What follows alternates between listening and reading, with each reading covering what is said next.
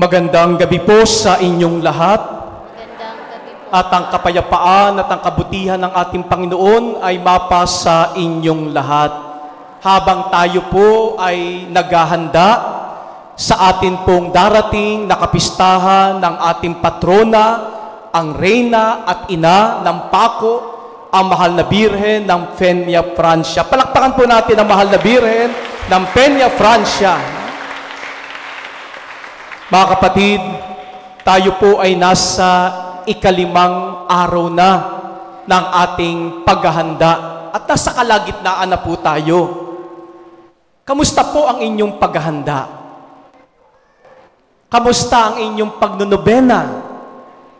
Sapagkat ang paghahanda ay hindi lamang sa pagkain, kung hindi yung tinatawag nating spiritual preparation, na lumalalim ang ating paghahandang ito batay sa ating pananampalataya sa tulong ng ating patrona at reyna, ang Mahal na Birhen ng Peña Francia.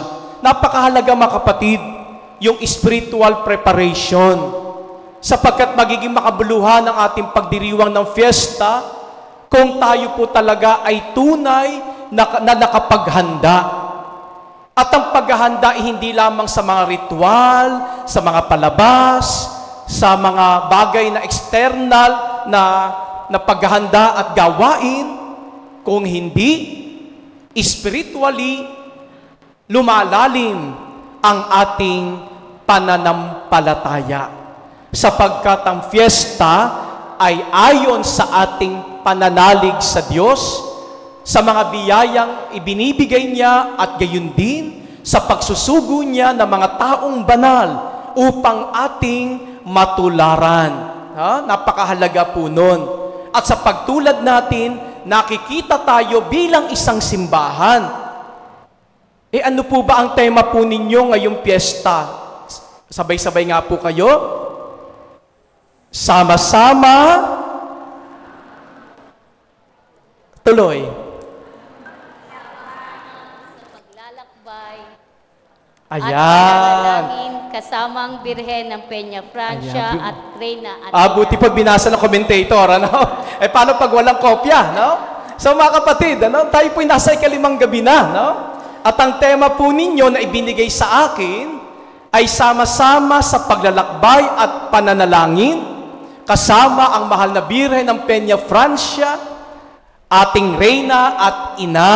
Huwag nyo kalilimutan nyo kasi yan po yung goal natin no? Yan ang ating direksyon sa ating pagpifiestang ito, no? Bilang simbahan, tayo ay sama-samang naglalakbay, walang maiiwan, walang mauuna, sama-sama, no? Yan po yung nasa diwa ng synodality na ating pong patuloy na ini-implement at ino-observe sa atin pong simbahan. Di po ba? Sama-sama sa paglalakbay. At sa paglalakbay, ito ay matatamo natin sa sama-sama nating pananalangin. Katulad po ngayon, tayo po'y sama-samang nagdarasal, nag-aalay ng banal na misa, at siya po'y napakahalaga, mahirap maglakbay ang simbahan kung walang panalangin. Kung wala tayong ginagawang pagsamba ng sama-sama. Kaya nga po, ito pong pagdiriwang na ito ay meron tayong patutunguhan kasi 327 years na ang ating parish fiesta, di po ba? Sino po sa inyo buhay na nung 327 years ago? Wala na, of course, no? Wala na, no? Pero palagay ko po, kayo po naabutan nyo po, kay isinilang dito na meron ng fiesta. At sa ating matagal ng panahon, 327 years na ng ating pagpifiesta, ano ang nangyayari sa atin? Ano ang nababago sa atin? Kaya nga po, tamang-tama po mga kapatid, na ngayong araw ding ito ay atin pong ginugunita ang kapistahan ng Our Lady of Fatima. No? Ngayong araw na ito na May 13 ay ating binabalikan ang unang pagpapakita ng Mahal na Birhen sa Fatima, Portugal 107 years ago. Biri mo, mas bata po ang aparisyon kaysa sa piyesta ninyo. 327 years ng piyesta, pero ang aparisyon, 107 years pa lamang. Na? Pero, ano ba ang magandang makita natin sa aparisyon ng mahal na Birhen ng Fatima? No?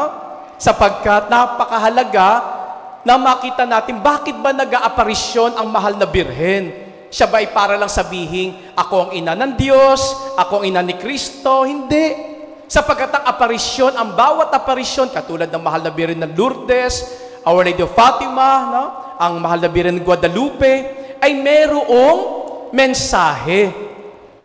Merong ibinibigay sa atin na aral at dapat tahakin sa landas na ito ng ating pagsasama-sama sa paglalakbay at pananalangin.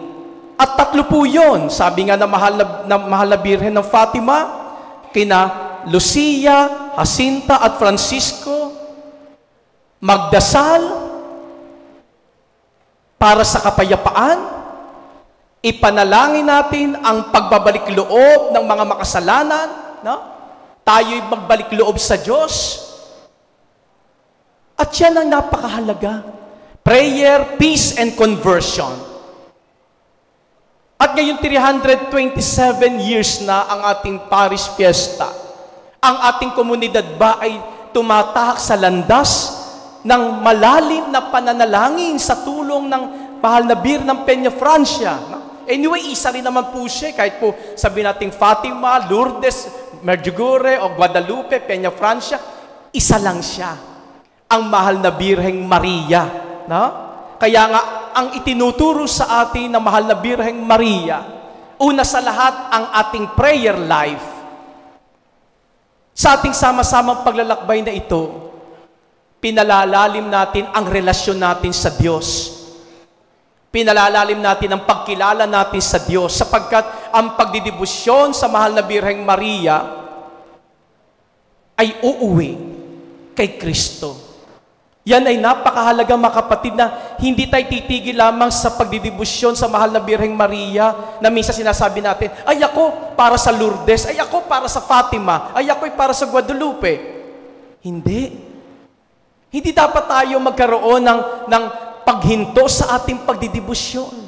Sapagkat ang ating pagdidibusyon na ito, tinuturuan tayong magdasal. Tinuturuan tayo ni Maria na mahal na Birhen, na higit tayo mapalapit sa Diyos. Sapagkat ang mga deboto ng mahal na Birheng Maria, lalo tigit ng ating patrona, ang ating reyna, ang mahal na Birhen ng Peñafrancia, inaasahan na magiging mas malalim ang ating pananalangin. Mas mapapalapit tayo sa Diyos. Hindi po pwedeng habang tayo ay tumatagal ang ating pagdidibusyon sa mahal na Birhen ng Peñafrancia, lumalayo naman tayo sa Diyos. Lumalayo tayo sa ating kapwa. Hindi tayo nagiging madasalin. Sa pagtitipon natin sa simbahang ito, ang ating tanging dapat gawin ay pagdarasal at pagsamba sa Diyos. Kaya napakahalaga na ang isang deboto ay tunay na nagbubunga ang kanyang pananalangin. Sa pamamagitan ng pagpapalaganap ng kapayapaan. Sapagkat noong 1917, may buhay na po ba sa inyo 1917? Ano yan? Anong nangyayari dyan? Yan yung First World War, di ba? Tama? Di ba? At sumunod na taon, 1918, no? Ano yon? Yung flu, no? Yung sa pandemic, nagkaroon ng pandemic noon no? Anyway, so, kapayapaan. Ang ibinubunga ng sama-samang paglalakbay bilang isang parokya ay kapayapaan. Kaya tayo inaasahan din na tayo ay magiging tagapagpalaganap ng kapayapaan. No? Sa pagpasok natin sa simbahan, sa sama-sama nating pagdiriwang na ito, sa paglilingkod natin, dala-dala natin ang kapayapaan na siyang ipinapaalala sa atin ng mahal na Birhen ng Fatima na tayo ay maging instrumento ng kapayapaan. Hindi yung pagpasok natin sa simbahan, tayo ay war freak. tayo ay nakikipag-away, tayo ay mainggitin, tayo chismoso, tayo ay nagiging daan ng pagkakahiwa-hiwalay, madidefeat ang purpose natin. Sapagkat ang isang deboto na mahal na Birheng Maria, ang kanyang pag-uugali ay kapayapaan, mahinahon, mapagpatawad, mapagmahal, nagiging instrumento ng kapayapaan sa kanyang kapwa. Hindi ikaw ay magiging daan ng pagkakahiwalay. Hindi ikaw magiging daan ng away ng iyong kapwa. Sapagkat ang deboto na mahal na Birhen ng Peñafrancia, ang dala niya ay kapayapaan. At ang pangatlo, mga kapatid, na mensahe na mahal na Birhen ng Fatima, conversion, pagbabalik loob sa Diyos, pagbabagong buhay. Sapagkat, mga kapatid, habang tayo tumatagal sa paglilingkod sa simbahan, habang tayo ay sumusunod sa mga halimbawa na mahal na Birheng Maria, mas nagiging mabuti tayong tao. Minsan nakakalungkot Kung sino pa'y matagal sa simbahan, sino pa'y matagal na naglilingkod sa simbahan, para bang hindi nako-convert, hindi nagbabagong loob, hindi nagbabagong buhay. Kaya nga po yan po yung lagi ko sinasabi, nito pong nakaraang mga araw, kasi may renewal ang mga lay ministers, LECOM, GCM, Sacristan.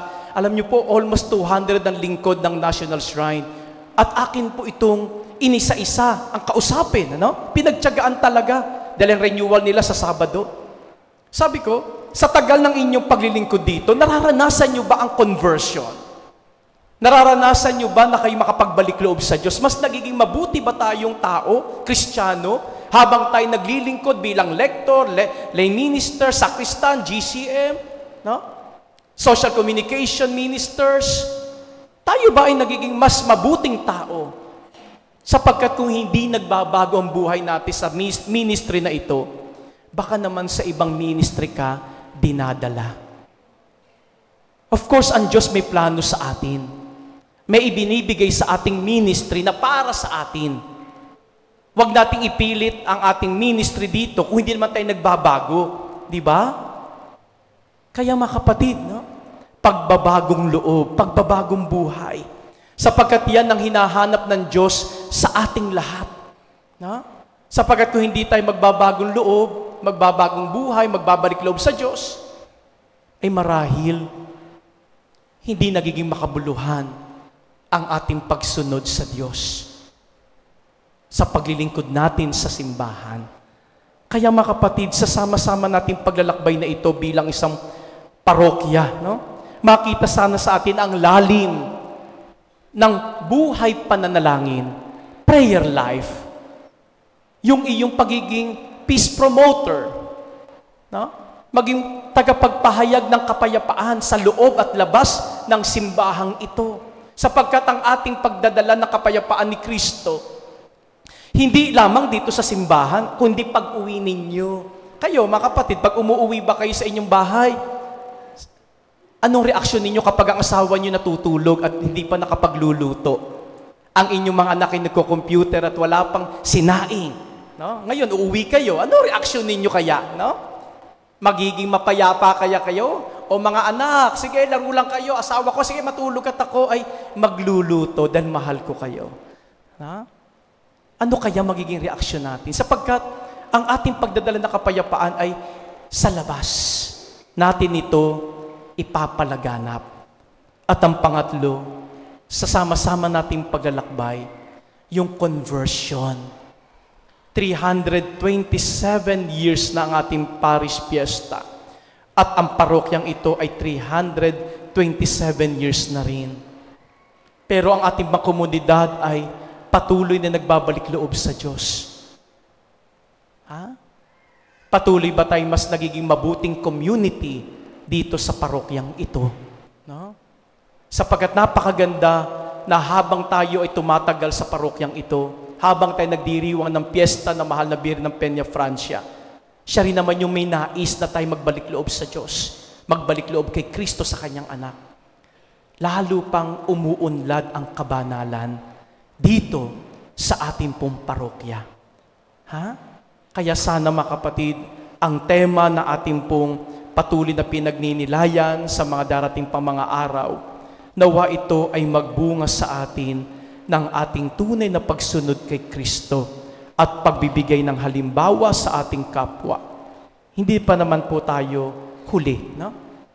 Sapagkat ang mahal na Birheng Peñafrancia na ating reyna at ating ina, tutulungan niya tayo, aakayin niya tayo, upang tayo ay tumahak sa landas ng pananalangin, kapayapaan, at pagbabalik loob sa Diyos.